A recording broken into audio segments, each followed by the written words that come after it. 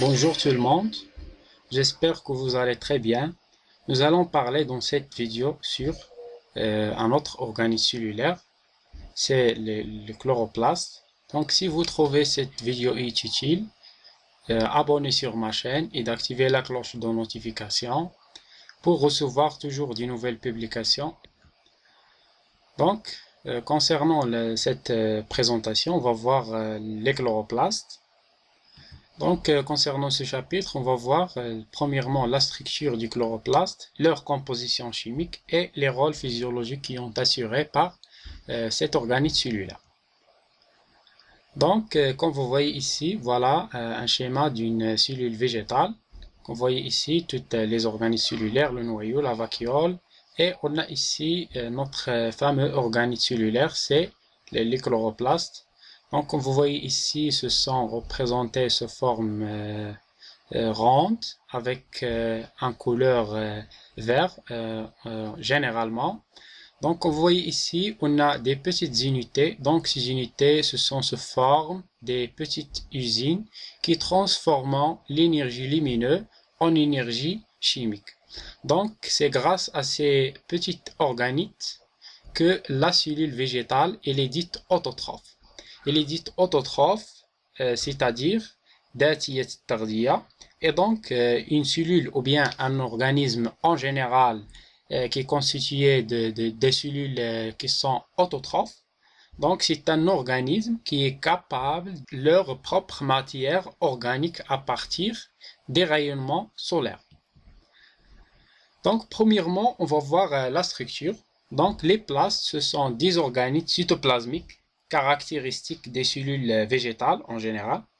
Donc les chloroplastes, ce sont des organites qui existent seulement au niveau des cellules végétales.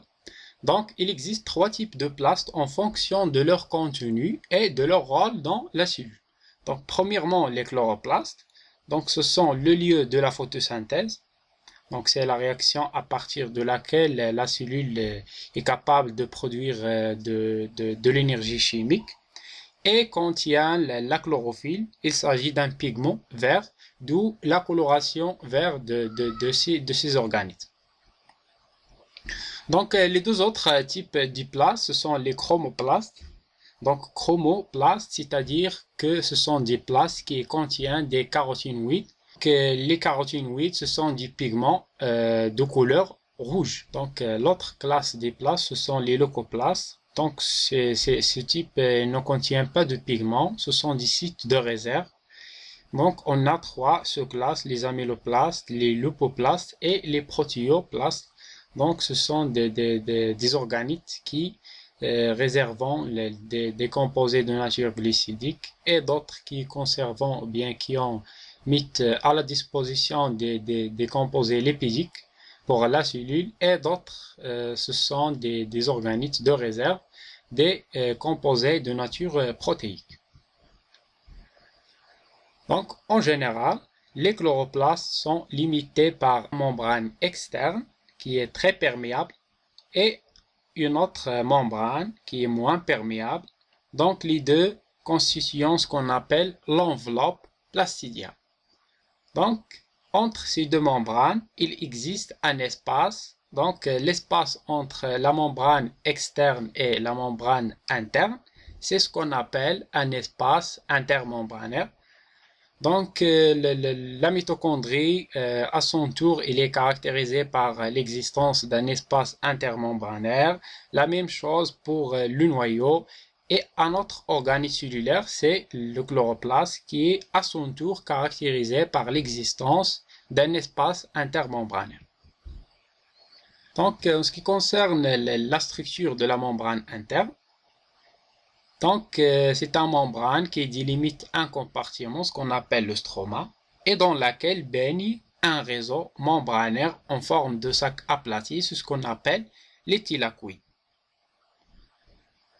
Donc, en général, il existe deux types de thylakoïdes. Donc, des thylakoïdes de granum, comme vous voyez ici, c'est la forme la plus sombre puisque la densité des thylakoïdes elle est très importante. Donc, ce sont des sortes de petites unités d'un grand usine ici qui est la chloroplaste, qui est capable de produire de l'énergie chimique à partir ou bien par la transformation de l'énergie lumineuse.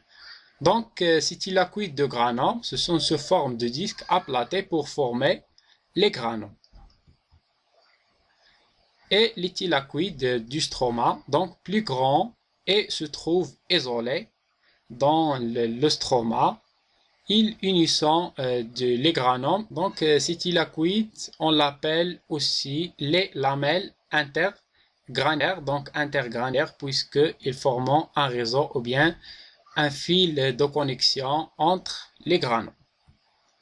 Donc voilà la structure générale d'une chloroplaste. Donc vous voyez ici les éléments essentiels. Donc il contient une petite portion du matériel génétique sous forme d'ADN. Donc voilà la structure du granulome avec les lamelles intergranulaires. Il existe aussi des autres organismes cellulaires, ce sont les ribosomes. Et qu'on a déjà dit que l'enveloppe elle est constituée de deux membranes, une qui est externe, elle est plus perméable, et un espace intermembranaire, et l'autre membrane, c'est la membrane interne qui est peu perméable avec l'existence des autres composés ou bien des gouttelettes de nature lipidique au niveau du stroma. Donc, je passe maintenant à l'autre partie de cette présentation, c'est la composition chimique.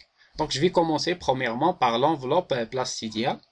Donc, il est constitué de 60% des lipides, plus particulièrement les galactose, les phosphos et les sulfolipides.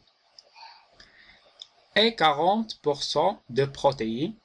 Donc, les protéines les plus abondantes au niveau de l'enveloppe plastidiale. On a les galactosyltransférases, les translocateurs et les transporteurs moléculaires. Il existe aussi des pigments. Donc, au niveau de l'enveloppe plastidiale, on enregistre peu de chlorophylle. Donc, avec l'absence des caroténoïdes. Et l'autre composé de chloroplaste, c'est les thylakoïdes. Donc, ce sont constitués premièrement des éléments pigmentés. Donc, ce sont des pigments. Ces pigments ils sont subdivisés en deux parties. Donc, 10% de chlorophylle A et B et 2% de caroténoïdes. Donc, ils sont constitués aussi de 38% des lipides. Donc, plus particulièrement les galactose, les phosphos et les sulfolipides. C'est la même, ce sont les mêmes composés lipidiques existants au niveau de l'enveloppe plastidiale. L'autre composé, ce sont les protéines. Ce sont les composés les plus abondants au niveau du thylakoïde, représentant la moitié de la composition. Donc, parmi eux, on a le complexe protéines-pigments, les protéines de la chaîne photosynthétique, le complexe ATP synthétase, chloroplastique. Donc, l'ATP synthétase, c'est un complexe protéique qui est capable ou bien qui est pour rôle de synthétiser de l'ATP au niveau du chloroplaste. L'autre partie de cet organisme, c'est le stroma. Donc, c'est un gel riche en protéines, surtout des enzymes. Donc, parmi eux, on a des enzymes de réduction de CO2 en molécules organiques. Le stroma, il est caractérisé aussi par l'existence des ions de magnésium qui assurent un rôle de cofacteur, le phosphore, les sucres, l'ADN, l'ARN et les plastoribosomes et des grains d'amidon et plastoglobules.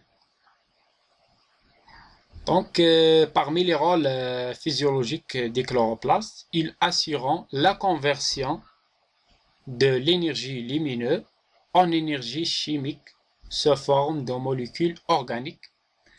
Donc, cette conversion elle est assurée par la réduction de dioxyde de carbone et l'oxydation des molécules d'eau.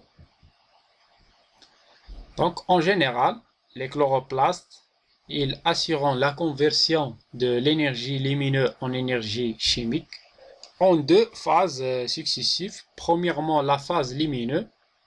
Donc, la phase lumineuse, c'est l'édite lumineux puisqu'elle nécessite la présence des rayonnements solaires. Donc, il y aura lieu dans les thylakoïdes. Et l'autre phase, c'est la phase obscure. Donc, elle est caractérisée par l'absence de toutes sortes de lumière. Donc, il a lieu au niveau de stroma. Donc, se forme d'une chaîne ou bien d'un cycle de réactions biochimiques. C'est ce qu'on appelle le cycle de Calvin. Et donc voilà, le cours de biologie cellulaire, il est terminé. Je vous donne une prochaine rendez-vous avec l'étude numéro 1 dans laquelle on va voir quelques informations concernant les différents types de la division cellulaire. Et merci pour votre attention.